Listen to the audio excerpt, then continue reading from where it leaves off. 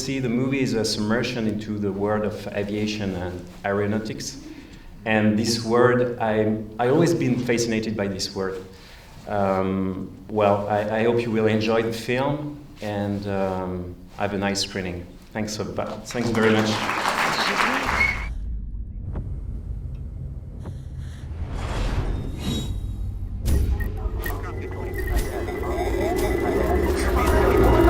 C'est l'histoire d'un crash, un des appareils les plus perfectionnés d'Europe, se crash dans les Alpes.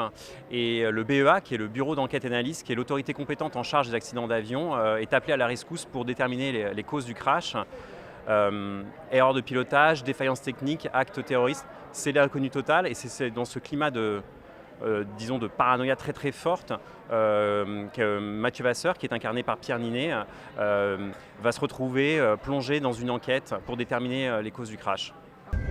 Crash dans les Alpes, un Attrayant 800 qui reliait Dubaï à Paris, au moins 300 passagers. Ah, ça a représenté des mois, voire des années, en fait, parce qu'entre-temps, j'ai fait 2 autres films, mais évidemment, ça a été un travail assez long. Pour moi, c'était vraiment important d'essayer que le film ait une authenticité et un réalisme vraiment prégnant à l'écran. Et j'ai toujours été fasciné par le monde de l'aéronautique, de l'aviation civile. C'est un monde au départ que je ne connaissais pas, mais qui me fascinait. Et j'avais vraiment envie de plonger dans ce monde-là et d'entraîner le spectateur et de lui montrer les coulisses de cet univers.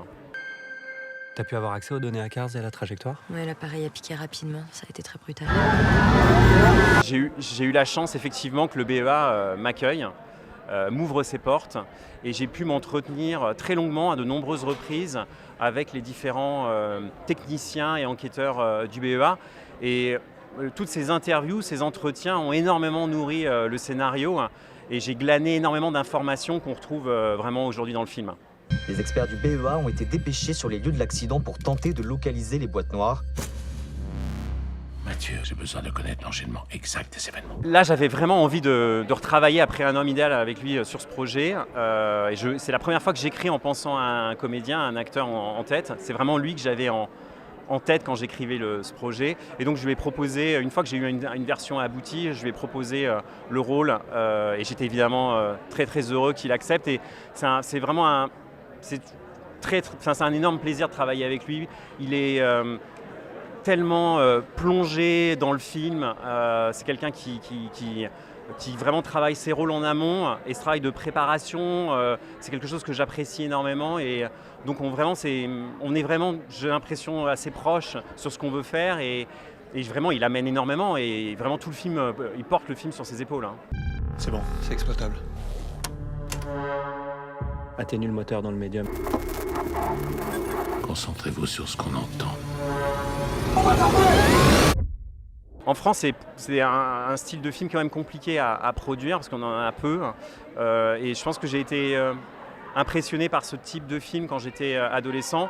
Et je crois que j'ai toujours aimé les films très hitchcockiens, en fait.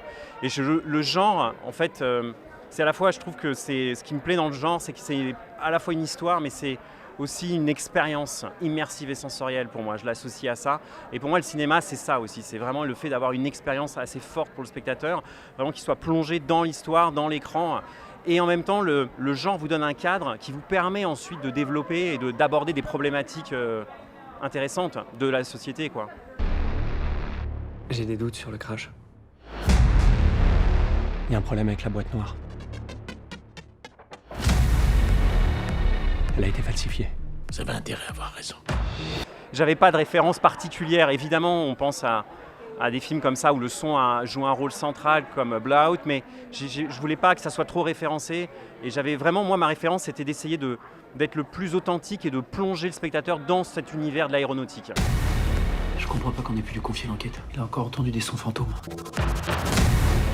J'ai vu que vous aviez signalé des problèmes de gouverne sur le 800. Il y a eu un attentat, t'es le premier à l'avoir entendu. Ce que j'ai entendu, c'est une putain de suite d'incohérences. T'es en train de te monter la tête.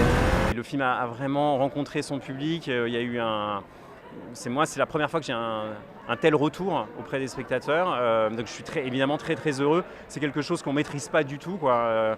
En fait, ce qui est très étrange, c'est qu'un film, vous faites quelque chose qui est très personnel, et vous espérez que ça va toucher un grand nombre de personnes, mais ça, vous pouvez pas le calculer, hein, je crois pas. Je pense qu'il faut essayer de faire le film le plus honnêtement possible, celui qui vous correspond le plus. En tout cas, Boîte Noire, c'est mon 4e film, et c'est sans doute mon film le plus personnel et le plus proche de ce que j'avais en tête quand j'ai démarré le projet.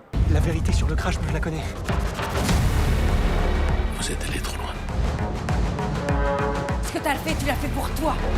T'es prêt à marcher dessus pour prouver tes délires.